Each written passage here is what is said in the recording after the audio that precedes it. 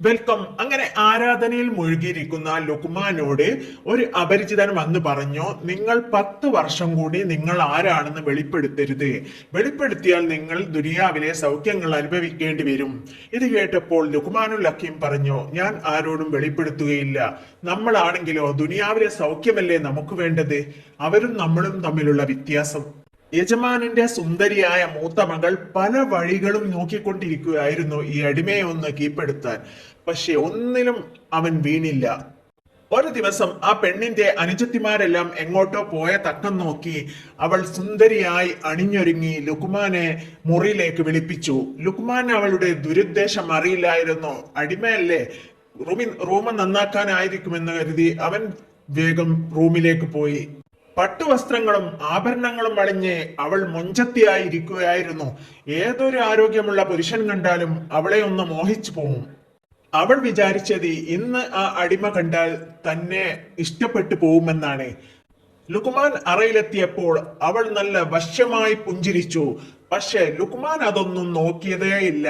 അദ്ദേഹത്തിന് ഈ ലോകത്തുള്ള ഒന്നും ചിന്തിക്കാനുള്ള മനസ്സേ ഇല്ലായിരുന്നു. താൻ ഒരടിമ, യജമാനപുത്രി വിളിച്ചാൽ ചെല്ലണം, അത്രേ അദ്ദേഹം കരുതിയുള്ളൂ. പെണ്ണിന്റെ ചാബല്യങ്ങളിലേക്കൊന്നും ശ്രദ്ധ കൊടുക്കാതെ ലുക്മാൻ ചോദിച്ചു, എന്നെ എന്തിനാണ് വിളിപ്പിച്ചത്? ഈ മുറി വൃത്തിയാക്കാനാണ് ഞാൻ നിന്നെ വിളിപ്പിച്ചത്. അങ്ങനെ ലുക്മാൻ മുറി വൃത്തിയാക്കാൻ തുടങ്ങി. ആ സമയത്ത് ആ പെണ്ണിന്റെ കണ്ണുകൾ ലുക്മാനെ കൗതുകത്തോടെ നോക്കിയിരിക്കുകയായിരുന്നു. പെട്ടെന്ന് അവൾ ലുക്മാനെ കയറി പിടിച്ചു. ലുക്മാനെ അവളുടെ മൃദുല കൈകൊണ്ടുള്ള പിടിത്തം വാളുകൊണ്ട് കുത്തിക്കയറ്റിയതുപോലെ അരോചകമായി തോന്നി. അവൻ പെട്ടെന്ന് ഒരൊറ്റ കുടയിൽ കൂടുതൽ ശക്തിയിൽ കുടിഞ്ഞത് കാരണം ആ പെൺകുട്ടി തെറിച്ചു വീണോ ശരീരമാകെ രക്തമൊഴുകാൻ തുടങ്ങി. അവൾ അബോധാവസ്ഥയിലുമായി. പെട്ടെന്ന് ലുക്മാൻ അവൾക്ക് വേണ്ട ശുശ്രൂഷകൾ നൽകി. അവൾ എഴുന്നേറ്റ് നിന്നു.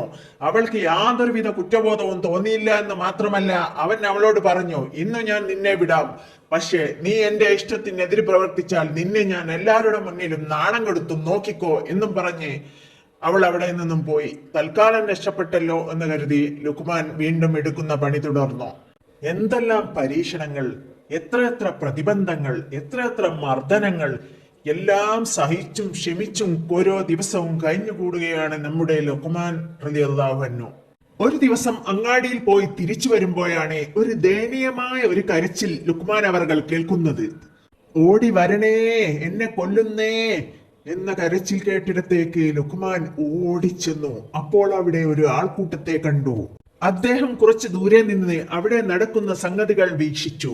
ദൈവത്തിന്റെ പ്രീതിക്കായി മനുഷ്യനെ ബലി അർപ്പിക്കുന്ന പതിവ് ആ കാലത്തുണ്ടായിരുന്നു. അങ്ങനെ ഒരു ബലി അർപ്പിക്കൽ ചടങ്ങായിരുന്നു അത്. ഒരു കൗമാരപ്രായക്കാരനായ ബാലനെ ബലിക്കല്ലിൽ നിർത്തിയിരിക്കുന്നു. ചുറ്റും ആൾക്കാർ കൂടിയിരിക്കുന്നു. ആ കുഞ്ഞ് അലമുറിട്ട് കരയുന്ന കാഴ്ചയാണ് കണ്ടത്. ആ മഹാൻ ഉറപ്പായി അവർ എന്തായാലും ആ കുഞ്ഞിന്റെ തലവെട്ടും.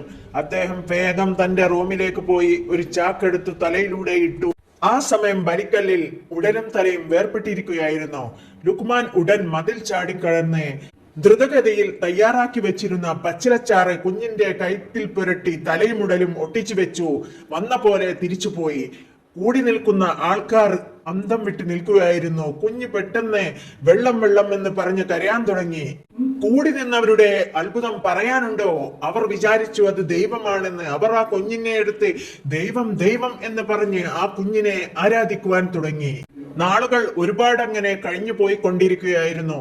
ഒരു ദിവസം യജമാനൻ ലുക്മാനോട് പറഞ്ഞു, നീ ആടിന്റെ ഏറ്റവും നല്ല ഭാഗമെടുത്ത് പാചകം ചെയ്യണം.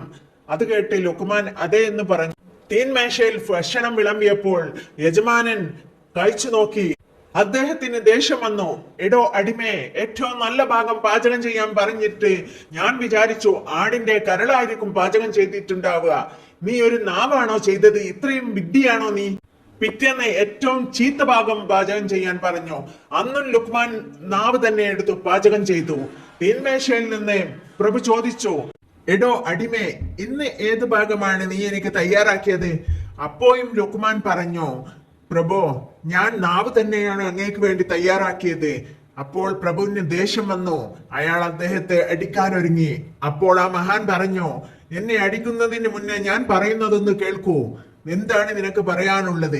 യജമാനനെ ദിക്ർ ചെല്ലുന്ന നാവല്ലേ ഏറ്റവും നല്ല അവയവം? അതേപോലെ ചീത്ത പറയുന്ന നാവല്ലേ ഏറ്റവും ചീത്ത അവയവം. ആ മഹാൻ അത് പറഞ്ഞു കഴിഞ്ഞപ്പോൾ ആ പ്രഭു പറഞ്ഞു, ലുക്മാനുൽ ഹക്കീം പോലും പറയുന്നതിലും വലിയ തത്വചിന്തയാണല്ലോ നീ പറഞ്ഞത്. ആ മഹാൻ ഒന്ന് ഞെട്ടി. ആരും അറിയാൻ പാടില്ലല്ലോ. പെട്ടെന്ന് അദ്ദേഹം അവിടെ നിന്ന് പാഞ്ഞു. വേനലും മഴയും മഞ്ഞും അങ്ങനെ ഒരുപാട് വർഷങ്ങൾ കഴിഞ്ഞു പോയി. ലുക്മാനുൽ ഹക്കീം തങ്ങൾക്ക് തന്റെ യഥാർത്ഥ ജീവിതത്തിലേക്ക് തിരിച്ചു വരാനുള്ള സമയമായി തുടങ്ങി. പക്ഷെ അതും ഒരു പരീക്ഷണത്തിലൂടെ തന്നെയാക്കാനാണ് റബ്ബ് തീരുമാനിച്ചത്. ഒരു ദിവസം രാത്രി യജമാനന്റെ മൂത്ത മകൾ അണിഞ്ഞൊരുങ്ങി വന്ന് ലുക്മാനോട് പ്രണയാഭ്യർത്ഥന നടത്തി. പക്ഷെ ലുക്മാൻ ഒട്ടും കൂസിയില്ല. സുന്ദരി, പോകൂ, ഈ സമയത്ത് എന്തിനാണ് ഇവിടെ വന്നത്? എന്നെ എന്റെ വഴിക്ക് വിടൂ. സഹോദരി, നിനക്ക് നല്ലൊരാളെ കണ്ടെത്തിയിട്ട് വിവാഹം കഴിച്ച് ജീവിച്ചൂടെ? അടിമേ, നിന്നെ മാത്രം മനസ്സിലിട്ട് നടക്കുന്ന നിനക്ക് മറ്റുള്ളവരോട് ഇഷ്ടം തോന്നണ്ടേ? അവൾ വിടാതെ ലുക്മാനെ ശല്യപ്പെടുത്തിക്കൊണ്ടിരുന്നു. ഒടുവിൽ ആ മഹാന് മനസ്സിലായി, ഇവൾ തന്നെ വിടുന്ന പ്രശ്നമില്ല. ഒരു വഴിയുമില്ലാതെയായപ്പോൾ അദ്ദേഹം ആളെ കൂട്ടാൻ വിചാരിച്ചു. അദ്ദേഹം ബഹളം വെച്ചു. പക്ഷേ വെളുക്കാൻ തയ്ച്ചത് പാണ്ഡാവി എന്ന് പറഞ്ഞ പോലെ അത് അദ്ദേഹത്തിന് തന്നെ വിനയായി. ആൾക്കാർ ഓടിക്കൂടിയപ്പോൾ ആ പെൺകുട്ടി അടവ് മാറ്റി. അവൾ പേടിച്ചു പോയിരുന്നു. അവൾ അവളുടെ വസ്ത്രങ്ങൾ വലിച്ചു കീറി, മുഖമെല്ലാം മാന്തി മുറിയാക്കി. എന്നിട്ട് കരയാൻ തുടങ്ങി, ഓടിവരണേ, ഓടിവരണേ, ഈ അടിമ എന്നെ ഉപദ്രവിക്കുന്നു. പിന്നെ പറയാനുണ്ടോ? ശബ്ദം കേട്ട് വീട്ടുകാരും നാട്ടുകാരും എല്ലാം ഓടിക്കൂടിയവരെല്ലാം തങ്ങളുടെ കൈകരുത്തെ ആ മഹാനവറുകളുടെ ശരീരത്തിൽ പ്രയോഗിച്ചു. ദുഷ്ടൻ, ഉണ്ട ചോറിന് നന്ദിയില്ലാത്തവൻ, ഭക്ഷണം തരുന്ന പ്രഭുവിന്റെ പുത്രിയെ തന്നെ വേണമായിരുന്നടാ നിനക്ക്. ഒരുപാട് മർദ്ദനങ്ങളേറ്റ ലുക്മാൻ അവശനായി. ശരീരമാസകലം പൊട്ടിയും മുറിഞ്ഞും അദ്ദേഹം എഴുന്നേൽക്കാൻ വയ്യാണ്ട് തറയിൽ കിടന്നുപോയി. ആ പെൺകുട്ടി പറയുന്നത് കേട്ട് അവർ അപ്പടി വിശ്വസിച്ചു. ഈ അടിമയോട് ആരും കാര്യം എന്താണെന്ന് പോലും ചോദിച്ചില്ല. അവശനായിട്ടും വീണ്ടും മർദ്ദിക്കുക തന്നെ. ശരിക്കും ആത്മാർത്ഥമായി സ്നേഹിച്ചിരുന്നു ആ യജമാനപുത്രി അദ്ദേഹത്തെ. താൽക്കാലിക രക്ഷയ്ക്ക് വേണ്ടിയായിരുന്നു അവൾ അങ്ങനെ പറഞ്ഞത്. ഇപ്പോൾ അദ്ദേഹത്തിന് മനസ്സിലായി, തന്റെ പ്രാണപ്രിയനെ ഇവരെല്ലാവരും തച്ചു കൊല്ലും. അതിനു മുന്നേ ഞാൻ സത്യം വെളിപ്പെടുത്തണം. നിർത്തൂ, അയാൾ നിരപരാധിയാണ്. ആ പാവത്തെ ഇനി ഉപദ്രവിക്കരുത്. അവളുടെ പറച്ചിൽ കേട്ട് ആദ്യമൊന്നും ആൾക്കാർ മൈൻഡ് ചെയ്തില്ല. പിന്നെ അവൾ ആൾക്കൂട്ടത്തിലേക്ക് നുഴഞ്ഞു കയറി. ഇവനാണ് തെറ്റ് ചെയ്തതെങ്കിൽ ഇവൻ എന്റെ മുറിയിലല്ലേ ഉണ്ടാവുക? ഞാനല്ലേ തെറ്റ് ചെയ്തത്? അതല്ലേ ഞാൻ അവിടെ എത്തിയത്? ഒരു നിരപരാധിയെ തല്ലിച്ചതച്ചതിൽ അവർക്കെല്ലാം വളരെ കുറ്റബോധമുണ്ടായി. ആൾക്കാർക്കെല്ലാം കലിയിളകി ആ യുവതിയുടെ നേർക്ക് തിരിഞ്ഞു. പിന്നെ എല്ലാവരും അവളെ അടിക്കാൻ തുടങ്ങി. അത് കണ്ടപ്പോൾ അവശനായ ലുക്മാൻ സ്ത്രീകളെ അടിക്കരുത് എന്ന് പറഞ്ഞ് വിലക്കി. അദ്ദേഹം അവരെ വിളിച്ച് എന്തോ പച്ചില എടുത്തു കൊണ്ടുവരാൻ അവരോട് പറഞ്ഞു. ആരോ പച്ചില കൊണ്ടുവരികയും അത് കുത്തിപ്പിഴിഞ്ഞ് നീരെടുത്ത് മുറിവിൽ പുരട്ടുകയും ചെയ്തു. യജമാന പുത്രിക്കും പുരട്ടാൻ കൊടുത്തു. ലുക്മാൻ റളിയല്ലാഹു അൻഹു പൂർണ്ണ ആരോഗ്യവാനായി എഴുന്നേറ്റ് നിന്നു. ആ യുവതിയുടെ ശരീരത്തിലെ മുറിവുകളും ഉണങ്ങി. അവരും എഴുന്നേറ്റ് നിന്നു. ചുറ്റും കൂടി നിന്ന ജനങ്ങളെല്ലാം അത്ഭുതപ്പെട്ടു മിഴിച്ചു നിന്നു പോയി. താങ്കൾ ആരാണ്? ലുക്മാനുൽ ഹക്കീമിന് മാത്രം അറിയുന്ന വിദ്യയാണല്ലോ താങ്കൾ ഇവിടെ കാണിച്ചിരിക്കുന്നത്. അല്ലാഹുവിന്റെ പരീക്ഷണം അവസാനിച്ച കാലമായിരുന്നു. സത്യം വെളിപ്പെടാനായി. അദ്ദേഹം അവരോടായി പറഞ്ഞു, ഞാനാണ് ലുക്മാനുൽ ഹക്കീം. കേട്ടുനിന്ന ആ ജനതയുടെ മുഖത്ത് മിന്നിമായുന്ന ഭാവങ്ങൾ വിശദീകരിക്കാൻ പ്രയാസമായിരുന്നു. ലുക്മാനുൽ ഹക്കീം എന്ന പേര് കേൾക്കുമ്പോൾ തന്നെ അവർ പുളകിതരാവാറുണ്ട്. ആ മഹാനെ ഒന്ന് കാണാനും ഒന്ന് ഉപദേശം കിട്ടുവാനും ജീവിതത്തിൽ ഒരിക്കലെങ്കിലും സാധിക്കണേ എന്നവർ പ്രാർത്ഥിക്കാറുണ്ട്. ആ മഹാനെയാണല്ലോ പഠിച്ചവനെ നമ്മളിവിടെ തല്ലിച്ചതച്ചിട്ടത്. എന്തൊരു ക്രൂരതയാണ്! ആ മഹാന്റെ മുഖത്ത് നോക്കാൻ പോലും ഞങ്ങൾക്ക് കഴിയുന്നില്ലല്ലോ റബ്ബേ. നമ്മളെല്ലാം മത്സരിച്ച് തല്ലിച്ചതച്ചത് ആ മഹാന്റെ പൂമേനിയായിരുന്നല്ലോ. ഓർക്കുന്തോടും അവർക്ക് നടുക്കം വിട്ടുമാറാതെ നിന്നു. സ്റ്റെക്കായി നിൽക്കുകയാണ് അവർ. പഠിച്ചവനെ, ഞങ്ങൾ ഇത്രമാത്രം പാപികളായി തീർന്നല്ലോ. ആ ജനത വിലപിച്ചു കൊണ്ടിരുന്നു. പക്ഷേ മഹാനവറുകളുടെ മുഖത്ത് യാതൊരു ചാഞ്ചല്യവും ഉണ്ടായില്ല. ഇതെല്ലാം താൻ അനുഭവിക്കേണ്ടതാണ്, ഇതെല്ലാം തന്റെ റബ്ബിന്റെ പരീക്ഷണമാണ് എന്ന് മാത്രമായിരുന്നു അദ്ദേഹത്തിന്റെ മനസ്സിൽ. ആ യജമാനന്റെ കാര്യം അതിലും കഷ്ടമായിരുന്നു. 10 വർഷത്തോളം താൻ അടിമയാക്കി വെച്ച് നിസ്സാര കുറ്റങ്ങൾക്ക് പോലും ചാട്ടവാറ് കൊണ്ട് തല്ലിച്ചതക്കുന്ന തന്റെ അടിമ ലുക്മാനുൽ ഹക്കീം ആയിരുന്നല്ലോ റബ്ബേ, ഞാൻ എങ്ങനെ മുഖത്ത് നോക്കും? ആ യജമാനൻ പൊട്ടിക്കരഞ്ഞുകൊണ്ട് ലുക്മാനോട് മാപ്പ് ചോദിച്ചു. അദ്ദേഹത്തിന് ആരോടും വെറുപ്പില്ലായിരുന്നു. അദ്ദേഹം യജമാനനെ നോക്കി പുഞ്ചിരിച്ചു. ആ മഹാന് മനസ്സിലായി യജമാനപുത്രിയുടെ കാര്യം അവൾക്ക് നേരെ നോക്കാൻ പോലും പറ്റുന്നില്ല. ഒരു വിവാഹം തന്റെ ജീവിതത്തിൽ വിധിച്ചതാണല്ലോ.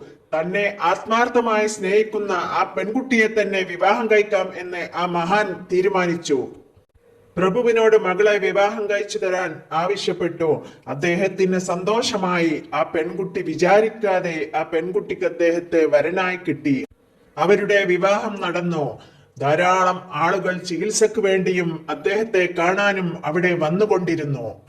ആ മഹാൻ അധികം അവിടെ നിന്നില്ല. അവിടെ നിന്ന് അവർ യാത്രയായി. കൂടെ ഒരുപാട് പരീക്ഷണങ്ങൾക്ക് ശേഷം സ്വന്തമാക്കിയ ആ യുവസുന്ദരിയും ഉണ്ടായിരുന്നു. അവർ നോർദിയയിലേക്ക് പോയി.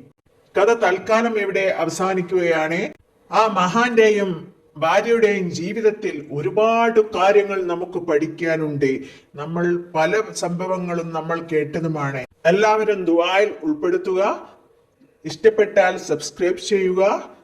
Thanks for watching. അടുത്ത കഥയുമായി വീണ്ടും വരാം.